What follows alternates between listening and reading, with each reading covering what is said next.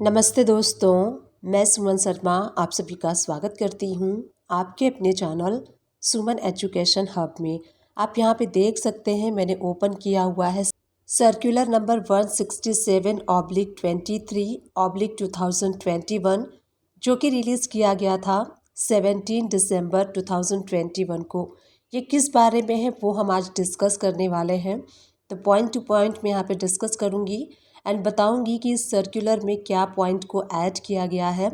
इस सर्कुलर में section 9 subsection 5 के बारे में बताया गया है।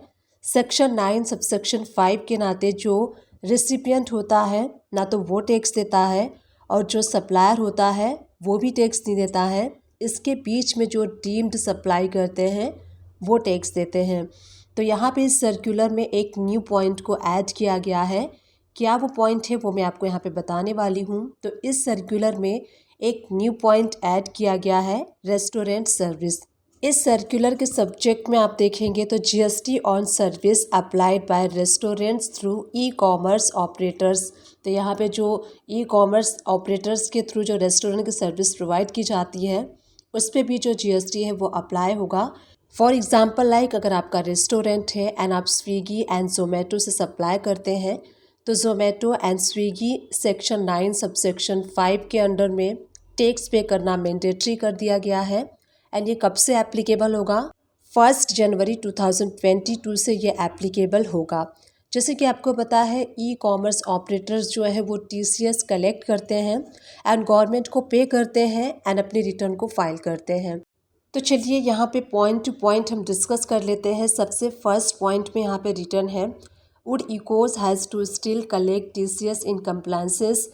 तो सबसे पहला क्वेश्चन राइज होता है कि इस सर्कुलर में जो रेस्टोरेंट की सर्विसेज को ऐड किया गया है सेक्शन 9 सबसेक्शन 5 के अंडर, तो क्या इसमें ई कॉमर्स ऑपरेटर को टीसीएस कलेक्ट करना है? तो आंसर है नो। आप यहाँ पे डिटेल में क्लैरिफिकेशंस में स्टडी कर सकते हैं। एंड चलिए अब डिस्कशन कर लेते हैं पॉइंट सेकंड में क्या है। सेकेंड पॉइंट में ये क्वेश्चन राइज होता है कि क्या ई कॉमर्स ऑपरेटर को मैंडेटरी है सेपरेट रजिस्ट्रेशन लेना, जैसे कि रेस्टोरेंट सर्विस को अंडर सेक्शन 9 सबसेक्शन 5 में ऐड किया गया है तो क्या इसके लिए सेपरेटली रजिस्ट्रेशन लेने की ज़रूरत है? तो देखिए अगर आप ऑलरेडी रजिस्टर्ड है तो आपको सेपरेटली रजिस्ट्रेशन लेने की ज़रूरत नहीं है। क्लैरिफिकेशन में आप डिटेल में स्टडी कर सकते हैं। अगर आप ऑलरेडी रजिस्टर्ड है तो इस सर्विसेज के लिए आपको सेपरेटली रजिस्ट्रेशन लेने की ज़रूरत नहीं है। आप कंटिन्यूसली आप उस रजिस्ट्रेशन के साथ वर्क कर सकते हैं। अगर डिटेल में पढ़ना है तो आप क्लैरिफिकेशन में पढ़ सकते हैं। उसके बाद देखिए जो पॉइंट थर्ड है would be ECOs be liable to pay tax on supply of restaurant service under by unregistered business entities. तो यहाँ पे देखिए थर्ड पॉइंट पे ये मेंशन है जैसे कि रेस्टोरेंट सर्विसेज को ऐड किया गया है सेक्शन 9 सबसेक्शन 5 में, तो क्या यहाँ पे जो अनरजिस्टर्ड है उनके ऊपर भी टैक्स अप्लाई होगा? तो यस, उसके ऊपर भी टैक्स अप्लाई होगा। क्लैरिफिकेशन में आप डिटेल में स्टडी कर सकते हैं क्योंकि यहाँ पे मेंशन नहीं है कि जो अनरजिस्टर्ड है उनके ऊपर टैक्स की लायबिलिटी नहीं बनेगी। तो अगर आप अनरजिस्टर्ड भी हैं और इस सर्विस के अंडर में फॉल करते हैं तो यहाँ पे टैक्स लायबिलिटी बनेगी। उसके बाद चलिए नेक्स्ट पॉइंट को हम डिस्कस कर लेते हैं। पॉइंट नंबर 4 में क्या है? तो देखिए पॉइंट नंबर 4 पे है what would be the aggregate turnover of person supplying restaurant service through e-commerce. Point number 4 section 9 subsection 5 के केस में टैक्स तो पे करेगा ई कॉमर्स ऑपरेटर। तो क्या ये जो सप्लाई है जिसमें पे कर रहा है ई कॉमर्स ऑपरेटर वो रेस्टोरेंट की एग्रीगेट टर्नओवर को इंक्लूड करेगा या फिर नहीं करेगा? तो यहाँ पे आप देखेंगे क्लियरली मेंशन किया गया है कि वो यहाँ पे जो रेस्टोरेंट की एग्रीगेट टर्नओवर है उसको बिल्कुल यहाँ पे इंक्लूड करेगा। क्लैरिफिकेशन आप डिटेल में स्टडी कर सकते हैं। अब फिफ्थ पॉइंट में देख लेते हैं कि कौन सा क्वेश्चन अराइज होता है। तो देखिए जो सप्लाई रेस्टोरेंट कर रहा है इको के थ्रू, तो क्या इको उसको मानेगा एज अ इनवर्ट सप्लाई? क्योंकि इस केस में इको रिसिपिएंट नहीं है इसलिए वो इसे लायबल टू इनवर्ट सप्लाई नहीं मानेगा। तो जो भी सप्लायर रेस्टोरेंट ई कॉमर्स के थ्रू करेगा ई कॉमर्स उसको अपनी इनवर्ट सप्लाई नहीं मानेगा।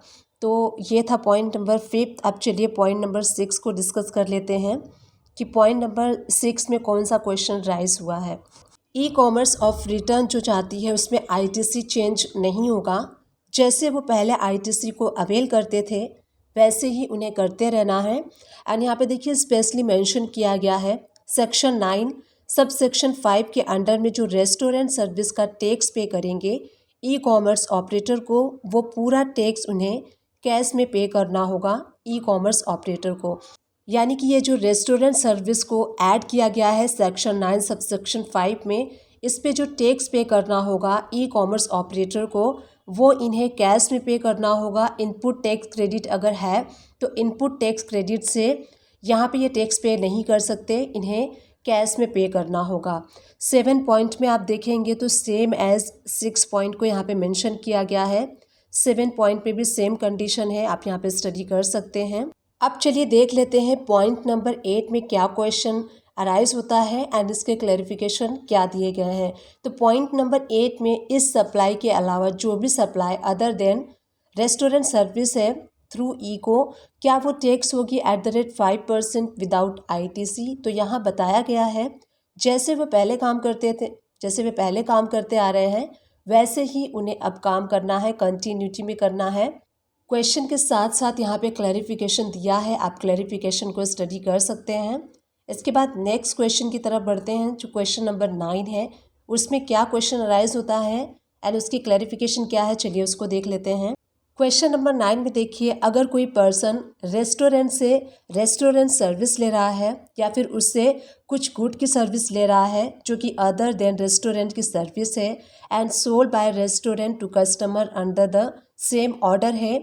अगर कोई कस्टमर एक ही ऑर्डर में फूड भी मांग रहा है और रेस्टोरेंट की कोई सर्विस भी मांग रहा है तो क्या इस केस में सेपरेट बिल जनरेट करना है। अगर सेपरेट बिल जनरेट करना है तो किसको बिल को जनरेट करना है। तो यहाँ पे देखिए, अगर कोई कस्टमर सेम ऑर्डर में फूड भी मांग रहा है एंड रेस्टोरेंट की अदर सर्विसेज को भी मांग रहा है तो इस केस में आपको सेपरेटली बिल जनरेट करना है, क्योंकि सेक्शन 9 सबसेक्शन 5 के लिए ई कॉमर्स ऑपरेट लायबल है एंड टैक्स पे करने के लिए, बिलिंग करने के लिए, तो इसीलिए यहाँ पे आपको सेपरेट बिल को जनरेट करना है। तो ये छोटा सा सर्कुलर था जिसमें कि ऐड किया गया है रेस्टोरेंट की सर्विसेज को सेक्शन 9 सबसेक्शन 5 के अंडर में, जो कि मैंने आप लोग को बताया। अगर आप यहाँ पे डीपली स्टडी करना चाहते हैं तो इस सर्कुलर को आप स्टडी कर सकते हैं। यहाँ पे क्वेश्चन जो राइज हुआ है, काफ़ी सारे क्वेश्चंस माइंड में आते हैं। कोई सर्कुलर अगर इशू किया जाता है तो उसके अगेंस्ट जो क्वेश्चन राइज हो सकते हैं एंड उसके जो क्लैरिफिकेशन है वो दिए गए हैं यहाँ पे, तो आप यहाँ पे केयरफुली स्टडी कर सकते हैं। आई होप ये जो छोटा सा वीडियो है मैंने आप लोग के साथ जो शेयर किया है वो आप सभी लोग के लिए हेल्पफुल रहा होगा। अगर हेल्पफुल रहा है तो एक छोटा सा काम कर दीजिएगा, चैनल को लाइक कर दीजिएगा, शेयर कर दीजिएगा एंड सब्सक्राइब कर दीजिएगा। Thank you and keep watching my videos.